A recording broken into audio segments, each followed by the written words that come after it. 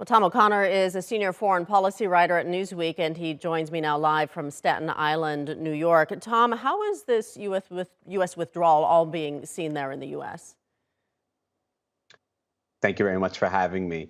I think that one way I would describe it right now, that one thing that a lot of us here are feeling is just a difficulty to process right now, really what an end of an era feels like. When our source told us that the last plane had left, the last U.S. military plane had left, we were racing to get that news out to the world to break it. And at the same time, we just kind of paused for a second and said, is this really happening? I think that we've become very used to this concept of forever wars, of being at war, and sadly so, Afghanistan as a place that's become synonymous with war in the U.S. public mind for the past 2 decades. So right now, I think that the message that at least the administration, the Biden administration, is coming out with is that the military phase is over, but the diplomatic phase is really just beginning because, as some of the guests have said earlier, the Biden administration cannot abandon Afghanistan. There's still a lot to be done there, but this is something now the State Department will take the lead on. And just earlier today, I was on a Zoom call with a bunch of press outlets and General McKenzie, who emphasized that point very much, that now the State Department is really taking the reins on this. We heard the announcement from General McKenzie, not President Biden himself, and I know that the president is planning to address the nation, but not until Tuesday. Given all the criticism that Biden has gotten over the chaos of this withdrawal, do you think that's a misstep from the president to not come out sooner?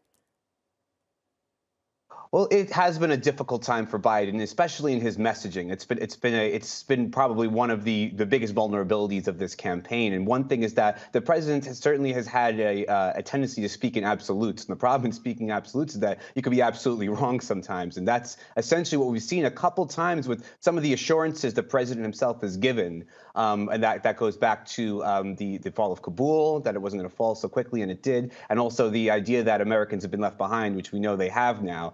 So I think that the idea there was to get General McKenzie to lay out the message in the terms that the Biden administration thought he could express best. And then, of course, after him, it was Blinken that spoke to the American public. So I think that was a strategy there. And tomorrow we'll hear Biden's take on it. I mean, of course, and when it comes to the end of a war, especially after 2 decades, I'm sure a lot of Americans would have appreciated hearing Biden speak. But there is a strategy there, I imagine.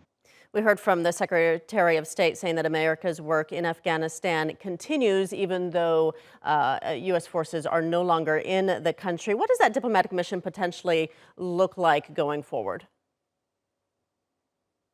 Well, certainly, I think the biggest change now is looking at the Taliban not as we have the past 20 years as a non-state actor, but as potentially as a state actor, right? As part of an inclusive government, or right now as de facto in control of the country. So I think that there will be continued engagement with the Taliban. And in McKenzie's remarks earlier, when he spoke to reporters, at least, he had emphasized very much that relationship proved extremely useful to secure the airlift. And of course, there were major hiccups, including, of course, the ISIS-K bombing. But by and large, the withdrawal did happen, and the Taliban proved to be that they could be a partner in certain aspects. So now the question is, can the Taliban come through with their assurances that they can not only secure the country, but secure the exit of Afghans and U.S. citizens who do want to leave and who've been cleared to leave, and of course, curb any sort of militant activity for further attacks. All right. Tom O'Connor joining us from Staten Island in New York. Thank you.